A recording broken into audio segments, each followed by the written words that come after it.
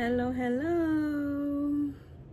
Welcome again to my YouTube channel, Tita Kati Vlog. Ang ating video for today ay gagawa tayo ng egg sandwich. Hiniwa-hiwa ko na ito habang kanina ay nanonood ako ng mga videos ng ating mga kaibigan yan sa YT. So ito, naisipan kong i-vlog na din ito para mayroon tayong may pang-upload.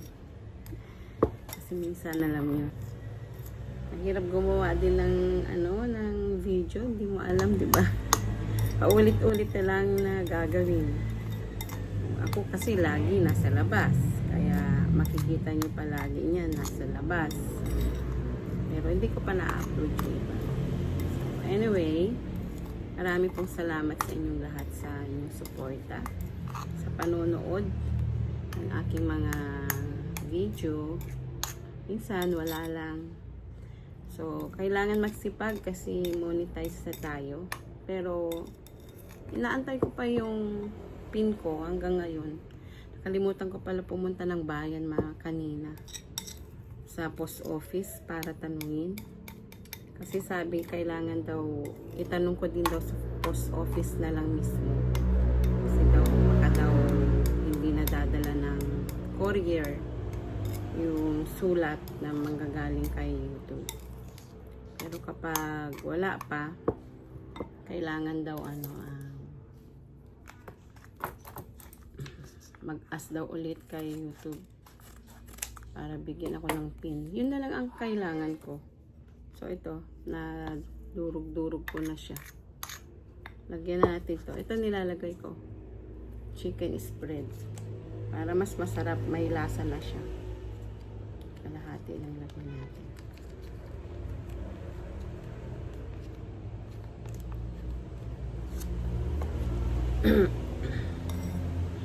Hindi makita, no? Hindi makita yung mukha kong nakikita. Halo-halo lang natin. Hindi ko na nilagyan ng ng pangalan nun, sibuyas. Kasi yung isang anak ko ayaw niya. So, yan lang, ganyan lang. Tapos, lagyan mo lang ng konting asukal kapag gusto mo. Pero, hindi ko na nilagyan ito. Kung gusto mo lang naman lagyan.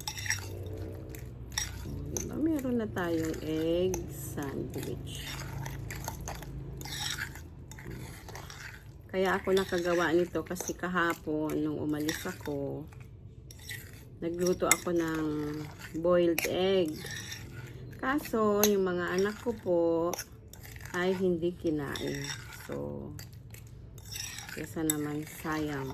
Gawin ko na lang egg sandwich. O, diba? Pwede na. Meron tayong tinapay dito. Wheat bread. Di pa ako kumakain, nag-aalmusal, hindi pa. So, tamang-tama lang ito. Dahil kakarating ko lang din naghatid sa anak ko. Tapos, makulimlim. Kaya, dapat, dadaling ko ngayon yung car sa talyer. Bubulol pa. Dadaling ko ngayon dapat yung kotse sa talyer. Diba na nabunggo ako nung, kailan yan? Friday. Binunggo ako nung kasawing palad. Tinawagan ko lang kanina yung bumunggo sa akin at hindi pa niya binibigay sa akin yung bayad. Sabi niya ipapadala daw niya sa akin. Pero hindi pa niya binibigay. Nung last time sabi ko magkita kami sa talyer. Hindi siya pumunta. Pero nakausap ko naman siya. Hindi naman daw niya ako tatagbuhin. Sabi niya. Maganda pag hindi niya ako tagbuhin. Kaya yun ang aking share for today.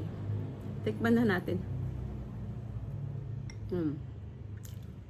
Kape na lang kulang. Sarap na. So anyway, hanggang dito na lang ang ating video. At maraming salamat po ulit sa inyong lahat. Sa walang sawa ninyong suporta at sa mga kawaiti friends ko na din dyan. Maraming salamat po sa inyo. Alam po. God bless.